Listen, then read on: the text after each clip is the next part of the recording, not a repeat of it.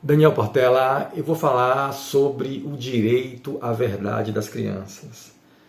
E no caso de crianças com algumas peculiaridades, como exemplos comuns que eu vejo na prática clínica: separação dos pais, ou ainda pai ausente, né? O pai que mora, às vezes não existiu um relacionamento conjugal do pai e mãe, a criança nasce sem um relacionamento formal, né, ou amoroso, sentimental, desse casal, e a criança nasce a partir disso. Então, e esses pais vivem longe. Então, mesmo que não exista uma separação conjugal, que existia um casamento prévio, mas na ausência desse pai ou mesmo de mãe, tá? Eu já trabalhei em interior que tinha muita criança criada por vó, que as mães, os pais se ausentavam, né, iam trabalhar em cidade grande e a avó quem cuida. Então, na ausência também, isso é um exemplo. Então, a ausência do pai e da mãe, de uma ou outra parte. Essas crianças, elas precisam, né, e tem que ter assegurado o direito da verdade. Elas vão, tão logo quanto possível, normalmente aí, às vezes muito precoce, ela vai manifestar algum sintoma, alguma necessidade. Mas ali por volta de 2, 3 anos de idade, essa criança vai começar a perguntar as coisas. E ela vai perguntar sobre o pai, sobre a mãe. Onde está? Mais tarde, quando essa criança estiver com uns 4, 5 anos de idade, ela vai começar a fazer elucubrações, né, conclusões sozinhas, né, assim, porque se ela não tiver orientação, se ela não tiver o que eu vou falar à frente, que é o direito à verdade, ela vai começar a pensar coisas, né, do tipo uma criança que tem o pai que vive em outra cidade, que separou da mãe, e o pai é mais distante, ausente, é um pai ausente mesmo, é um pai que afetivamente ausente e fisicamente, né, não está presente. E essa menina, um menino, pode começar a pensar que o pai não gosta dela, que ela não é amada, ou que ela não foi desejada e que ninguém gosta dela, aí ela começa a comprometer a sua autoestima. Tá? Ela vai começar a fazer perguntas de por que o pai não vem, como foi que ela nasceu, e assim por diante. Né? Eu atendo casos assim, e é muito comum as famílias esconder as verdades, não conversar com essa criança. Achar que conversar com a criança, já vi até de orientação profissional. Não conversa com ele agora, ele é muito pequenininho. E ele não vai entender. Engano, gente.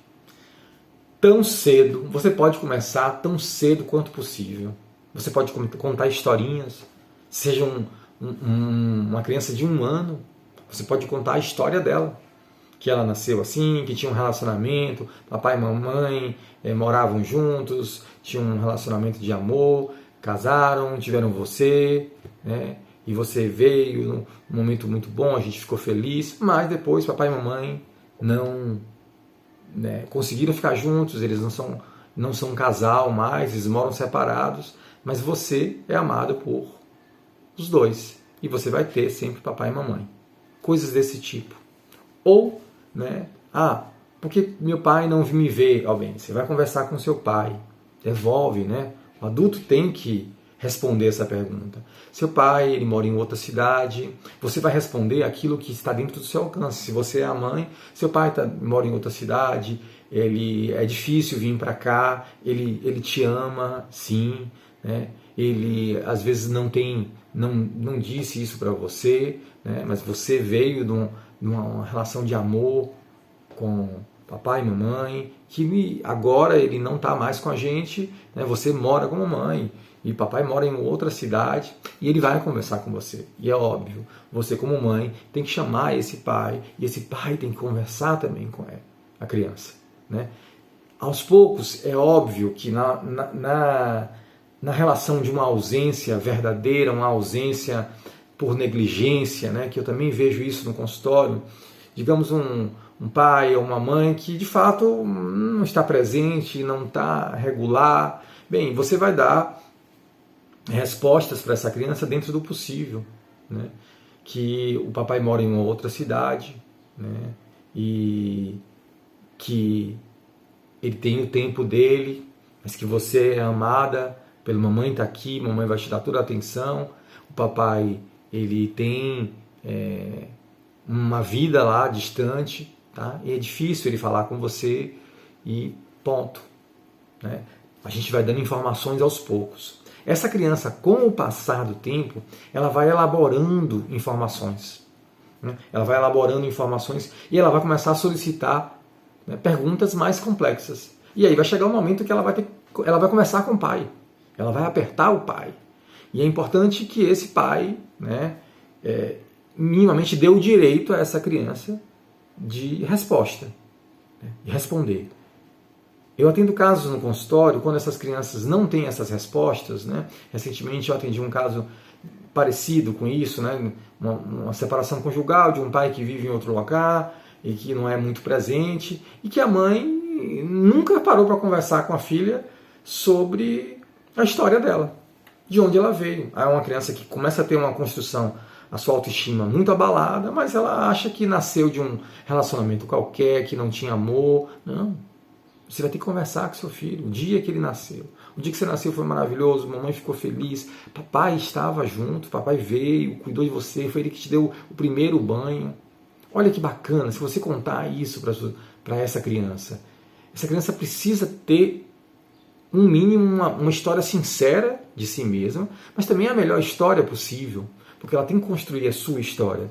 Tá? Então, a partir do momento que você começa a construir essa história, contando essa história com essa criança, ela para de embotar sentimentos, né? Embotar perguntas, porque essa criança se faz perguntas, né? Por que agora minha mãe mora com um outro parceiro que tem uma outra filha e que parece que eu me vejo como fora desse casamento, eu não sou filha nem de um nem de outro, eu não me sinto bem aqui.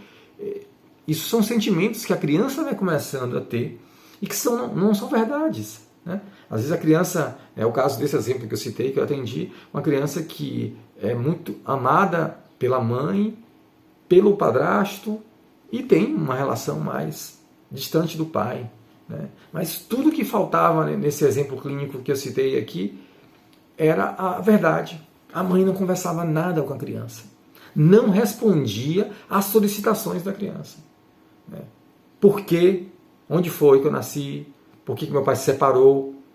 Por quê? Papai e mamãe viviam juntos e agora não vivem mais, né? Os casais, isso é uma coisa de adulto, é mais difícil de você entender, um dia você vai entender melhor, mas eles se amaram e hoje mais não, e cada um foi viver num lugar diferente, mas você continua sendo filho. Às vezes, só dar uma resposta como essa já acalenta a sua filha, o seu filho, e não vai agravar sintomas, que essas crianças vão começar a desenvolver aí uma ansiedade de separação, né, um prejuízo na sua construção de autoestima. Então, essas crianças começam a ficar inseguras, mais um perfil de insegurança, de medrosas, e por falta de informação, por falta de diálogo. Tá? E a gente, com uma ingenuidade muito grande, acreditando que as crianças não são capazes de ouvir verdades. Toda verdade é necessária se dentro daquela capacidade da criança. Não vai explicar coisas complexas, né? O que é uma relação sexual de homem e mulher, não tem que explicar isso. Tem que explicar o que a criança perguntou. O que foi que ela perguntou? É aquilo ali que ela precisa saber. Respostas curtas, normalmente, são as melhores.